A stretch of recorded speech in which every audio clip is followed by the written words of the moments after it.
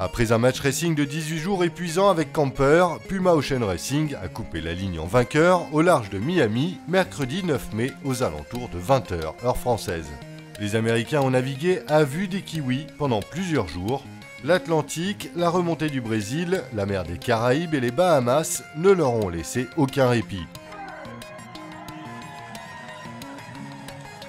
Une heure plus tard environ, Camper franchissait à son tour la ligne d'arrivée, sous l'orage et sous la pluie, avec la satisfaction d'une belle seconde place, mais la frustration de ne pas avoir réussi à passer le bateau américain. La bonne affaire, c'est celle de Groupama. L'équipage français a franchi la ligne de cette 6e étape en 3e position, en milieu de nuit, tout juste une demi-heure devant Telefónica. La lutte avec le bateau espagnol a été intense jusqu'à l'arrivée. Les Français avaient quitté Itajaí en dernière position pour s'accrocher pendant plus d'une semaine en queue de flotte avant de dépasser Abu Dhabi et finalement Telefónica.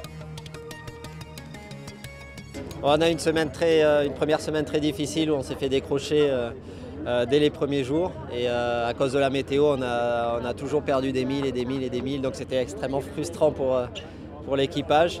Mais on est resté concentré, on est resté calme, on a continué à faire avancer le bateau au mieux en se disant qu'un jour il y allait avoir une opportunité.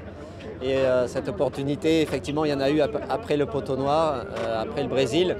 Et on en a saisi une belle avec le retour sur Telefónica qui nous sauve un peu l'étape parce que le reste n'a pas été fameux, mais finir 3e finalement devant Telefónica c'est une bonne opération. Donc voilà, sinon l'étape a été extrêmement longue et difficile nerveusement.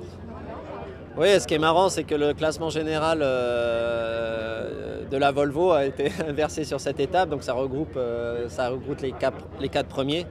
Et c'est très bien pour la course, c'est très bien pour tout le monde. Aujourd'hui, on ne sait pas encore qui va gagner la Volvo Ocean Race. Et voilà, ça va faire un super finish, une super bagarre. Et j'espère qu'on y sera. La prochaine étape, c'est celle de la Transat entre Miami et Lisbonne au Portugal. Départ dans 10 jours. D'ici là, restez connectés sur www.volvooceanrace.com et sur volvooceanracelorient.com.